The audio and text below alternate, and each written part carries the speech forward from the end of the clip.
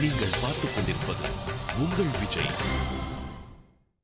திருமருமார்பன் என்னை சிந்தையுள் திகழ வைத்து மருவிய மனத்தராகில் மாநிலத் துயிர்களெல்லாம் வெறுவரக் கொன்னு சுட்டிட் தீட்டிய வினையரேலும் அருவினைப் பயனதுய்யார் அரங்கமான அருளானே. திருவரங்கநாதனை தொண்டரடிப்புடியாழ்வார் அழகான 45 பாடல்களால் துதிக்கிறார்.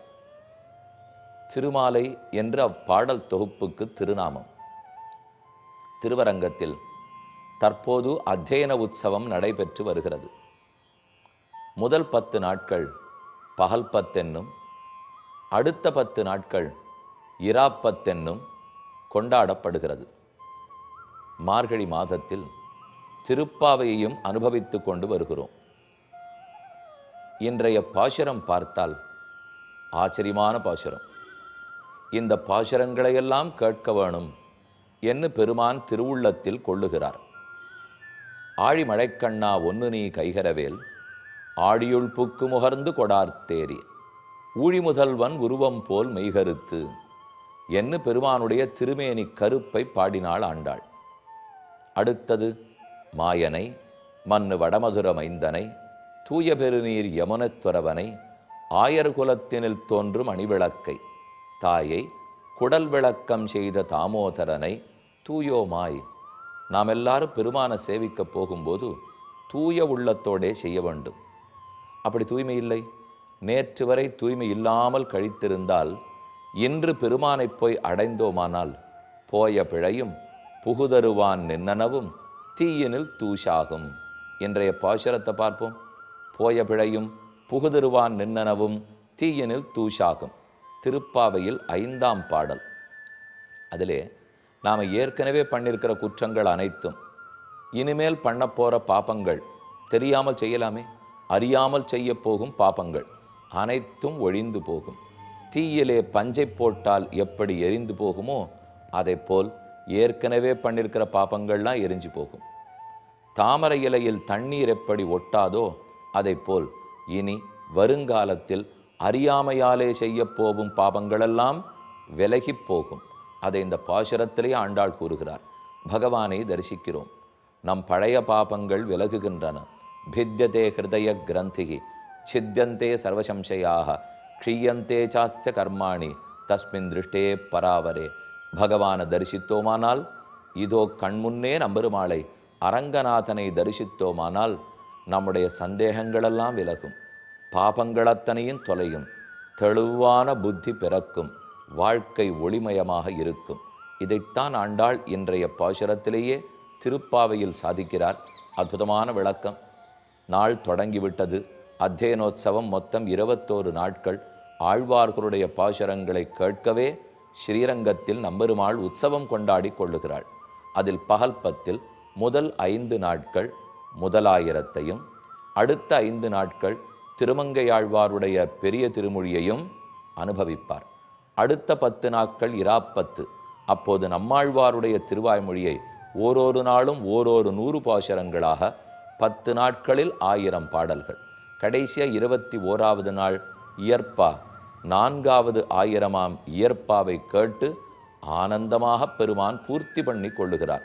அத்தியன உற்சவம்னு சொன்னாலே அரையர் சேவை மிகவும் பிரசித்தமானது. அரையர் சுவாமிகள் விண்ணப்பம் செய்வார்னு பெயர் பெற்றவர்கள். அவர்கள் கைகளில் தாளத்தை கொண்டு இசைத்து பெருமான் திருமுன்பே இந்த பாசுரங்களையெல்லாம் விண்ணப்பம் செய்வார்கள். அவர் ஆனந்தமாக ராஜதர்பாரில் எழுந்தருள் இருந்து அனைத்தையும் கேட்டுக்கொள்ளுகிறாள். இன்னும் இந்த வார திங்கட்கிழமை வருமானால் வைகுண்ட ஏகாதசி நன்னாள் வரப்போகிறது. அதற்கு முதல் நாள் ஆசிரிமா பெருமாள் நாச்சியார் திருக்கோலம் சாத்தி கொள்ளுகிறார். அவரே ஸ்ரீரங்க நாச்சியாரின் திருக்கோலம். அது அனைத்தையும் நாம் காணப்போகிறோம். ஆக இவர்களையெல்லாம் சேவிக்கும் போதே என்ன புரிகிறது? அரங்கமான அருளானே, திருவரங்க தெம்பெருமானே, நீர் இத்தனை உற்சவத்தை கொண்டாடுவதோ, இத்தனை தூரம் அடியார்களை கட்டாட்சிப்பதோ எதற்காக? நேற்று வரை அவர்களுடைய குற்றங்களை எல்லாம் தவிர்த்து இன்றிலிருந்து ஏற்றுக்கொள்ளுவதற்காக. திருமருமார்வ ஸ்ரீவத்சம் என்னும் மருவை திருமார்பிலே கொண்ட அரங்கா, திருமருமார்வ நின்னை சிந்தையுள் திகழ வைத்து, உம்மை என் சிந்தையிலே திகழ வைத்து, மருவிய மனத்தராகில் அவன் எவ்வளவு தாழ்ந்தவன் அவனா இருக்கட்டும், உன்னை தன் சிந்தையிலே கொண்டிருந்தால் நேற்று வரை திருடன், கொள்ளைக்காரன், தீவிரவாதி மாற்றிக்க கூடாதா? எத்தனையோ பேர் சிறைச்சாலையில் இருக்கா பாருங்க. அவர்களிடத்துல போய் நல்ல விஷயத்தை சொன்னோம்னா கேட்டுக்கொள்வார்கள், மறுக்க மாட்டார்கள். நாம் நினைக்கிறோம் இவர் கெட்டவர் சுவாமி, கெட்டவருக்கு எடுத்து சொன்னால் கேட்டுக்க போகிறாரா? கவலையே பட வேண்டாம். பகவத் விஷயத்தை எந்த தீயவனுக்கும் சொல்லலாம், அவன் ஏற்றுத்தான் ஆவான். என்ன நாள் போகும், காலம் பிடிக்கும். இன்னைக்கே ஏற்றுக்கொள்வார்களான்னு தெரியாது, ஆனால் நாம் சொல்லிக்கொண்டே இருக்க வேண்டும். அதனால் இவன் தீயவன், இவனுக்கு நல்லது சொல்லக்கூடாது என்று இருந்தால் ஹனுமானோ அங்கதனோ விபீஷணோ ராவணனுக்கு நல்லது கூறி இருக்க மாட்டார்கள்.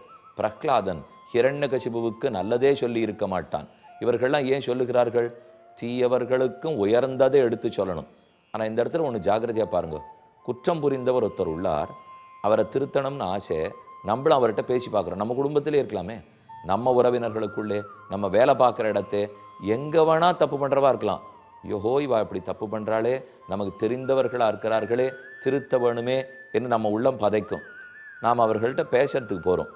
அவர்கள் பண்ண தப்பு மாற்றிக்கோ அப்படின்னு நேர சொன்னால் கேட்டுக்கொள்ள மாட்டார்கள். இப்போது சாப்பிடக்கூடாத ஒரு பண்டத்தை சாப்பிடக்கூடாத ஒரு இடத்தில் நான் சாப்பிட்றேன்னு வச்சுங்களேன். இப்போ பெருமாளுக்கு நைவேத்தியம் பண்ணாத சாப்பிடக்கூடாது, இது நானும் விடாமத்தான் சொல்லணும் வந்திருக்கேன். எத்தனையோ புஸ்தகங்களில் நீங்களும் படிச்சிருப்பீர்கள். அவருக்கு பூஜை பண்ணி நைவேத்தியம் பண்ணணும், அதைத்தான் நாம் சாப்பிடணும். அப்படி இல்லாத ஒருத்தர் சாப்பிட்டுன்னு இருக்காருன்னு வச்சுங்க, அவள்கிட்ட போய் இந்த மாதிரிலாம் நீங்கள் சாப்பிடக்கூடாது, தப்பு, எதுக்கு அந்த மாதிரி போய் சாப்பிட்றேன் என்று கேட்டால் கோவிச்சுன்னுடுவார். என் சாப்பாட்டை நான் பார்த்துக்கிறேன், உன் வழியை நீ பார்த்துக்கோ, எனக்கு ஒன்று உபதேசம் பண்ண வேண்டாம் என்று சொல்லிடுவார்.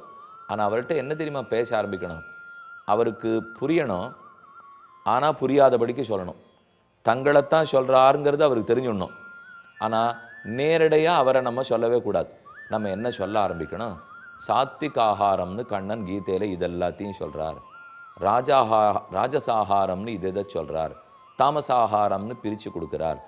ஆகாரம் உணவு எப்படி உள்ளே போகிறதோ அதுக்கு தகுந்த மாதிரி தான் நடத்தை இருக்கும் என்றும் கூறுகிறார். தன்னம் பக்ஷத்தே நித்தியம் ஜாயத்தே தாதிருஷீமதி. என்ன சாப்பிட்றோமோ அதுக்கு தகுந்து தானே நம்ம நடவடிக்கை இருக்கும் என்று பகவான் என்னென்னலாம் சொல்லியிருக்காரோ, எப்படி நல்ல உணவு இருந்தணும்னு சொல்லியிருக்காரோ, அவருக்கு நைவேத்தியம் பண்ணாத உணவாக இருந்தால் அது பாப்ப உணவாருதுன்னு சொல்லியிருக்காரோ, இந்த கதை எல்லாத்துக்கும் அவர்கிட்ட சொல்லிகிட்டே இருக்கணும். நீங்கள் பார்த்துக் கொண்டிருப்பது உங்கள் விஜய். என்ன சாப்பிட்றோமோ அதுக்கு தகுந்து தானே நம்ம நடவடிக்கை இருக்கும் என்று பகவான் என்னென்னலாம் சொல்லியிருக்காரோ, எப்படி நல்ல உணவு இருந்தணும்னு சொல்லியிருக்காரோ, அவருக்கு நைவேத்தியம் பண்ணாத உணவாக இருந்தால் அது பாப்ப உணவாருதுன்னு சொல்லியிருக்காரோ, இந்த கதை எல்லாத்துக்கும் அவர்கிட்ட சொல்லிகிட்டே இருக்கணும். நீ அந்த மாதிரி சாப்பிட்டேன்னு சொல்லவே கூடாது, அதை சொன்னாதான் கோவிச்சுன்னு விடுவா. ஆக ஒரு தப்பு நடந்ததை நாம் போய் அட்ரஸ் பண்ணுறோம், அதை சொல்லி திருத்தணும்னு பார்க்குறோம்னா அந்த தப்பு பண்ணவாளை நேர குற்றம் சொல்லவே கூடாது. அதை விடுத்துட்டு பெரிய தர்மத்தை பற்றி பேசணும். அந்த தர்மம் மெதுவாக நாள் பட அவர் மனசில் பட்டுடுத்துன்னா ஒரே அடியாக மாறிடுவார். அதை விடுத்து நேராக நீங்கள் பண்ணுறது தப்பு மாற்றிங்கோ என்று சொல்லப்போனால் ஈகோ இடம் கொடுக்காது பாருங்க. நாம் பண்ணுற தப்பை இவன் என்ன சொல்கிறது, தப்பு பண்ணுறது தப்பாக இருக்கும், ஆனால் அதை இன்னொருத்தர் சொன்னால் நம்ம ஏற்றுக்கவே மாட்டோம். அதனாலே நம்ம சொல்கிறதா சொல்லவே கூடாது. இப்படி வியாசர் சொல்கிறார், இப்படி சுகர் சொல்கிறார், இப்படி ஆழ்வார் சொல்கிறார், இப்படி கண்ணன் கீதையில் சொல்கிறார் என்றால் அவர்கள் சொன்னத்தை சட்டுன்னு மறுக்கிற தெம்பு எனக்கு வராது பாருங்க, மனசுக்குள்ளே போகும். இதே நான் சொல்கிறேன்னு ஒருத்தங்கிட்ட சொன்னேன்னா ஒத்துக்க மாட்டான். இவர் என்ன சொல்கிறது, நான் என்ன கேட்குறதுன்னுவா. அதனால் நான் சொல்கிறேன்னு சொல்லாமல் மெதுவாக பாரதத்தில் இப்படி சொல்லப்பட்டிருக்கு, கீதை இப்படி சொல்கிறது என்ன அவர்களுக்கு சொல்லணும். இங்கே ஒன்றே ஒன்று என்னென்னா பொறுமை வேண்டும். ஏன்னா நேர சொன்னால் கம்யூனிகேஷன் டைரக்டு. இப்போ நம்ம டைரெக்டாக கம்யூனிகேட் பண்ணல, மறைமுகமாக கம்யூனிகேட் பண்ணிட்டு இருக்கோம். ஏன் அப்படி பண்ணணும்னா அப்போ தான் ஏற்கும். நான் வியாசர் சொன்னார்னு சொல்லலைன்னா இவர் கேட்டுக்கவே மாட்டார். இதை பற்றியா நீ இந்த மாதிரி பண்ணுறையே, கண்ணன் கீதையில் இப்படி சொல்லியிருக்காருனால், ஓ கீதையில் சொல்லியிருக்கார், நான் ஒழுங்காக சாப்பிட்றேன் பார், நீ ஏன் இந்த மாதிரி தப்பாக சாப்பிட்ற, நான் எப்படி உண்மை பேசுகிறேன் பார், நீ ஏன் போய் பேசுகிறேன்னா, சுவாமி உண்மை சுச்சுவேஷன் உண்மை பேச வச்சது, என் வாழ்க்கை சுச்சுவேஷன் என்னை போய் பேச வைக்கிறது, அவா சூழ்நிலையை பார்த்து சொல்லணும். உம்மை வீட்டு சூழ்நிலையை வச்சுன்னு என்ன சொல்ல வேண்டாம். இப்போ நான் சொல்கிறேன், நன்னா கீழே முட்டி போட்டுட்டு உட்காந்துங்கோ, ஏன் எப்போ பார்த்தாலும் சேரில் உட்காந்துக்கிறீள், உபன்யாசம் சொற்பொழிவு கேட்க எத்தனையோ பேர் வரார்கள். பல பேருக்கு கீழே உட்கார முடியும், உட்காந்துப்பா. சில பேருக்கு முட்டி வலி முடியாது, மேலே உட்காந்துப்பா. இப்போ நான் அவர்களை பார்த்து, நீங்களாம் நாற்காலில் உட்காரு, நான் எப்படி முட்டி போட்டு கீழே உட்காந்துருக்கேன் பார்த்தீங்களான்னா, சாமி உங்கள் முட்டி ஒழுங்காக இருக்குமா இருக்கும், எங்கள் முட்டி ஒழுங்கா இல்லைன்னு கோவிச்சுன்னு விடுவா. அதனால் அப்படி நேரம் சொல்லவே கூடாது. சந்தியாவந்தனம் பண்ணச்சேவோ, குனிந்து நமஸ்காரம் பண்ணச்சேவோ, உடம்பு எப்படி வளையணும், முழந்தாளுக்கு என்ன பயிற்சி கொடுக்கணும், யோகத்தால் நன்மை, ஆசனங்கள்லாம் பண்ணுறதால நன்மை, இத்தனை கதையும் சொல்லணும். சொன்னால் மெதுவாக மனசில் புரியும். அப்புறம் குனிஞ்சு நிமிர ஆரம்பிப்பா. தாங்களே முட்டியை சரிப்படுத்தி விடுவா. ஆனால் சரிப்படுத்த முடியாத நோயாளியாக இருந்தால் ஒன்றும் இல்லை, நாற்காலியில் தான் உட்கார்ந்தாகணும். ஆனால் வேணும்னு பயந்துன்னு உட்கார்றா பாருங்க, அவள்கிட்ட எடுத்து சொல்ல முடியும். அப்போ பொய் சொல்கிறவரையும் திருத்தலாம், ஆரையும் திருத்தலாம். ஆனால் நேரடியாக கம்யூனிகேட் பண்ணக்கூடாது. நீ பண்ணுறது தப்பு, விட்டுடு, நான் சரியாக பண்ணுறேன் பாருன்னா, அது உம்ம வாழ்க்கை உமக்கு தனக்கு வந்தால் தானே தலைவலி தெரியுங்கிற மூலியம். உமக்குன்னு அந்த தலைவலி வரல போல் இருக்கு, நாங்கள் படுறதுன்னுடுவா. இதே கண்ணன் சொன்னான்னு சொன்னால் அவருக்கு அந்த தலைவலி வந்திருந்தா தெரியும்னு சொல்ல மாட்டோம் பாருங்க. அதனால தான் எப்போதும் பெரியோர் வாக்கியத்தை தான் எடுத்து சொல்ல வேண்டும்.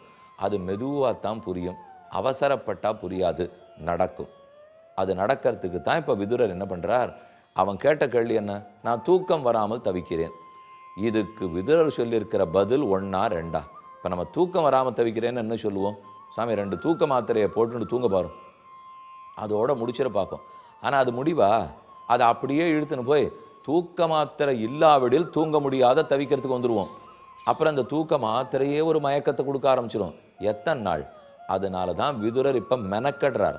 அவர் ஏன் இவ்வளவு முயற்சி எடுக்கிறார்னா, நமக்கே தோணும், சாமி நீர் 2.5 வருஷமாக இதே சொல்லிட்டு இருக்கே, அவன் ஒரு நாள் ராத்திரி தூங்கலைன்னா எங்களை நித்தியம் 2.5 வருஷமாக கார்த்தால 6 மணிக்கு எழுப்பி விட்டுருக்கீர், இதுக்கு திருத்தராஷ்டிரனே தூங்கியிருக்கலாம் போல் இருக்குன்னு தோணிப்படும்.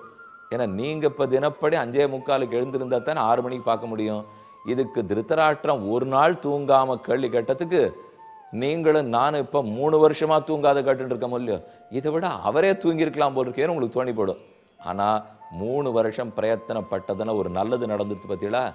ஏற்கனவே 7:30 மணிக்கு எழுந்துருந்தோம், இப்போ 5:45 எழுந்துட்டு ஆரம்பிச்சிட்டோமே. அப்போ 5:45 எழுந்து பார்க்குறோம்னா பிராமே முகூர்த்தேஜ உத்தாய, அப்போ பிரம்ம முகூர்த்தத்துக்கு கிட்டக்கு வந்துட்டோம். அந்த விடியற்காலை எழுந்திருக்கிறதுங்கிற பழக்கத்துக்கு வந்துட்டோம். ஆனால் அதுக்கு எத்தனை நாள் மெனக்கட வேண்டியிருந்தது? 3 வருஷம். ஆகவே ஒன்று திருந்தணும்னு சொன்னால் நிறையாத்தான் பிரயத்தனப்பட்டாக வேண்டும். குற்றத்தை நேரடியாக குற்றம் சொல்லக்கூடாது.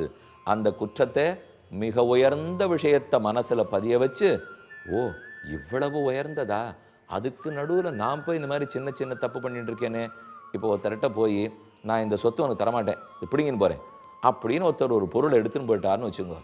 நம்ம அதை திருத்தணும்னு சொன்னால், ராமன் என்னமா தன் நாட்டையே விட்டு கொடுத்தார். பரதனை பற்றி ஒரு தப்பு நினைக்கல, கைகேயை பற்றி குற்றமே நினச்சது கிடையாது. அப்படி அந்த நாடு இல்லேன்னு சொல்லி கேள்விப்பட்டு ராமன் முகம் எப்படி மலர்ந்தது தெரியுமா? அப்பொழுதலர்ந்த செந்தாமரையை வென்றதம்மா, அவன்னா மனுஷன், அவன்னா மாணிக்கம். அந்த ராமனை பார், எப்படி தனக்குன்னு ஒன்று வச்சுக்கல. ஆனால் இன்னைக்கு அவருக்கு என்ன பேர் கிடைச்சிடுத்து? மொத்த பேர் ராமன் ராமன் ராமன் ராமன். அவனுக்கு உயிரை விடுறதுக்கு கூட இன்னைக்கு நான் தயாராக இருக்கேன்னால், ராமோ ராமோ ராமயிதி பிரஜானாம் அபவன் கதாக ராமபூதம் ஜெகதபூத்து ராமே ராஜ்யம் பிரசாசதி. ராமன் வேறு, அயோத்தி வேறு அல்ல. அயோத்தியில் இருக்கிற அத்தனை பேரும் ஒன்றி போயிட்டா ராமனோட அப்படின்னு மெதுவாக ராமன் கதையை எடுத்து சொல்லி அவர் எத்தனைலாம் விட்டு கொடுத்துருக்கார் பார்த்தியா. ஆனால் கடைசியில் பேர் சம்பாதிச்சுன்னு விட்டாரே. அவருக்கு இருக்கிற புகழ் எனக்கு உனக்கு இருக்க போகிறதான்னு சொன்னால் உள்ளத்தில் தைக்கும். ஆனால் தனிப்பட்ட முறையில் அடிபட மாட்டார் அவர். நாம் நேர சொன்னோம்னா ஊண்டிங்காக இருக்கும். அப்படி போய் சொல்ல போகிறதில்ல. ராமனை பேர்பட்டவர்னு சொல்லியிருக்கோம். கேள்விப்பட்டவர் சமாதானம் அடைவார். அப்புறம் தானாக வீட்டில் உட்காந்து சிந்திப்பார். அப்படி இருந்திருக்கார், நல்ல வேளை அந்த சுவாமி நம்மளை சொல்லலை, ஆனால் சொல்லாமல் நம்மளைத்தான் சொல்லியிருக்கார், நம்ம திருத்தி விடுவோம் அப்படின்னு மாற்றி விடுறா பாருங்க. இது ரொம்ப முக்கியமான உக்தி. இதை கையாளுறதுக்கு நம்ம பழகிக்கணும். ஆனால் அதுக்கு பொறுமை வேணும். திரும்ப சொல்கிறேன், 1 வருஷம் இப்போ நம்ம பேசிட்டு இருக்கமே, 3 வருஷமா. இப்போ விதுரர் ஒரு கேள்வி திருத்தராஷ்டிரன் கேட்டதுக்கு எத்தனை ஸ்லோகம் பதில் சொல்லிட்டு இருக்கார். ஏனால் அப்படி இருந்தால் தான் நிரந்தரமான தீர்வு கிடைக்கும். இல்லைன்னா ஷார்ட் டேர்முக்கு முடிவு வரும். அதனால் ஒன்றும் பிரயோஜனமே இருக்காது. மறுபடியும் பழைய பாதத்துக்கே போடுவோம். அப்படி போகாமல் நன்கு நிலைத்திருக்க வேண்டுமானால் குற்றத்தை நேரடியாக அட்டாக் பண்ணாமல், ஒத்தரையும் புண்படும்படி பேசாமல், பெரிய விஷயத்தை எடுத்து கூறி அதற்கு மனசை சமாதானப்படுத்தி அதை கேட்கறதுக்கு உண்டான சூழ்நிலையை உருவாக்கி அப்படி பேசினா நோயாளிக்கும் நல்ல தெம்பு வந்துடும், கைதிகளுக்கும் நன்னா திருந்திப்படுவா, வீட்டில் குழப்பம் பண்ணிட்டு இருக்கிறவாளும் திருந்திடுவார்கள். இது இத்தனையுமே பாசிபிள் இல்லையா? அப்போ குற்றத்தை மட்டும் பார்த்து விட்டுடக்கூடாது, பார்த்தால் எதுவுமே சரிவரப்போவதில்லை என்று இன்று பார்த்தோம்.